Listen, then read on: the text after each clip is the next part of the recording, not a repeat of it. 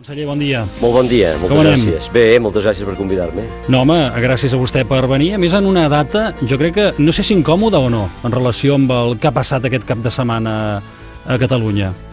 Ho diu pel fred, per la neu, ara m'han trucat que un que havia de venir al departament ha girat cua a Cervera, ho diu pel temps? Va. No, al contrari, gens incòmode en absolut. Penso que és un dia ben positiu i ahir també ho va ser i tenim una colla de dies molt interessants des del punt de vista polític. Ho dic des de la perspectiva de representant de l'administració, perquè hi ha qui fa aquesta lectura de les consultes populars com una mena de drecera o una via en paral·lel per superar aquelles expectatives que l'exercici de la política no acaba donant a bona part d'aquesta ciutadania, que després s'acaba organitzant i muntant aquestes consultes. Jo crec que això precisament és molt positiu. És a dir, que aquestes consultes sorgeixen no pas de l'administració, sinó de la societat civil. La societat civil organitzada i, per tant, doncs, impulsant, preguntant a la gent, i el preguntar a la gent no pot molestar absolutament a ningú, al contrari, jo penso que és un exercici, i sobretot de la manera que s'ha plantejat, un exercici de normalitat política que impulsa el dret a decidir, que aquest dret és un dret que cohesiona, que vertebra el país, i per tant també és una manera de treballar, de lluitar contra la desafecció política. Jo penso que això és molt positiu i és molt positiu que sorgeixi de la societat civil. Per tant, tenim una societat civil forta, que respira, deixa respirar, però que a la vegada té molt clar allò que vol, com a mínim una part d'aquesta ciutadania. Altra cosa és després els elements de participació i les lectures que facin a una banda i a l'altra de l'espectre sobiranista, no? I segur que les lectures, a més, abans de començar el partit, probablement ja podíem endevinar quines serien les reaccions, com els partits de futbol, que les declaracions acostumen a ser, doncs, abans i després del partit també conegudes, no? No, jo crec que ahir, precisament, es va produir un exemple de civisme impulsant aquestes consultes a diversos municipis del país. Per tant, també un exemple de seriositat des del punt de vista organitzatiu. I això és reconegut absolutament per tothom, pels mitjans d'aquí i també pels nombrosos mitjans que van venir doncs, de fora. No? I s'ha produït també doncs, una capacitat d'implicació, de contaminació en el sentit positiu, i jo crec que aquest tipus de consultes d'entrada el que sí que aconsegueixen, i això des de tots els punts de vista és positiu, és d'estendre la consciència de pertanyença, la consciència de país, la consciència nacional, no?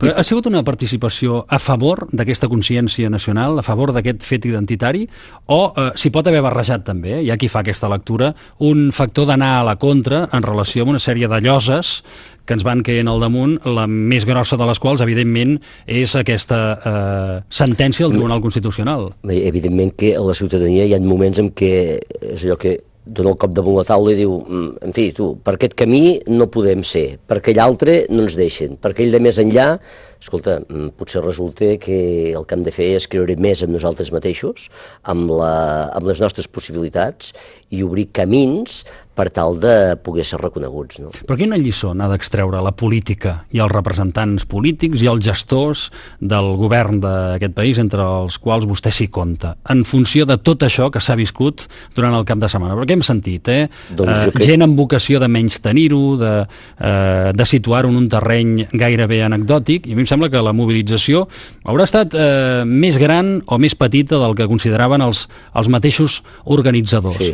Però em sembla molt important que, sabent que no hi havia transcendència jurídico-política al darrere, la gent s'hagi mobilitzat i hagi exercit el dret a vot, no? I tant. A mi em fa una certa gràcia quan diuen que això té un valor simbòlic, no és vinculant. Esclar que no és vinculant, com no són vinculants cap dels referèndums que organitza l'Estat, excepte els constitucionals, el de l'Estatut i el de la Constitució. Però precisament aquest valor que vostè deia, de dir, sabent que tindrà un valor simbòlic, escolti, jo hi vaig, jo hi participo i a més doncs, ho organitzo de manera molt rigorosa perquè la millor lliçó que en podem extreure és aquest potent valor didàctic, aquest valor molt interessant, aquest fer pedagogia del dret a decidir. I aquest dret a decidir és evident que forma part del propi país, no? I per tant, doncs, també se'n podria extreure aquest valor o aquest exercici potent de normalització,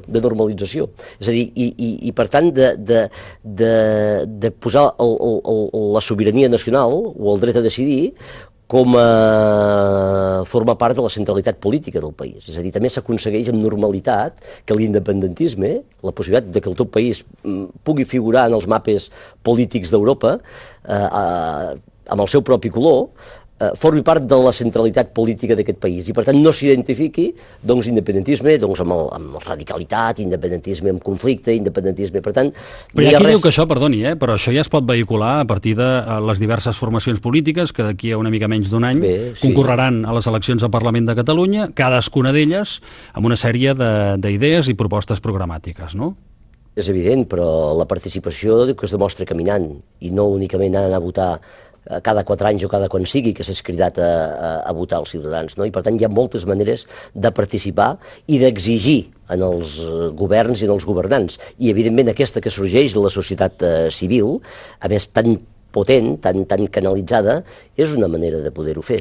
Per cert, conseller, vostè podia anar a votar, no?, la consulta de la Seu d'Urgell? No, la Seu d'Urgell van acordar que organitzarien una consulta popular a la propera tongada, a l'abril, si no m'equivoco. Però i si s'hagués donat i hagués anat? Oh, i tant, que hi hagués anat, sí.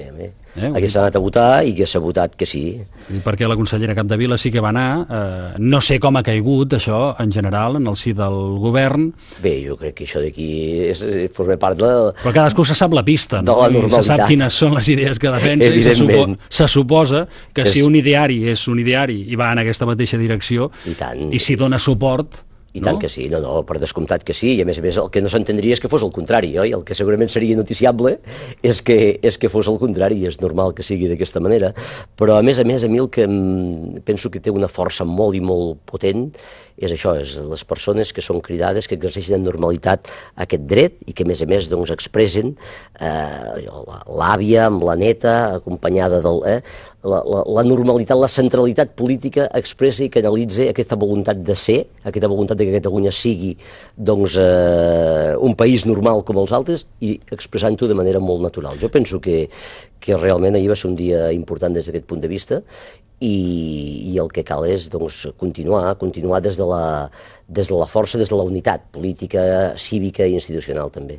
Naturalitat, tranquil·litat, falta d'escarafalls. A mi em sembla que és realment remarcable en relació al que es va viure ahir en aquest país i amb aquestes jornades, dic jornades perquè Sant Jaume de Frontanyà va començar a votar una mica abans, ens deia l'alcalde, ens deia sí, votem abans per aconseguir un plus de notorietat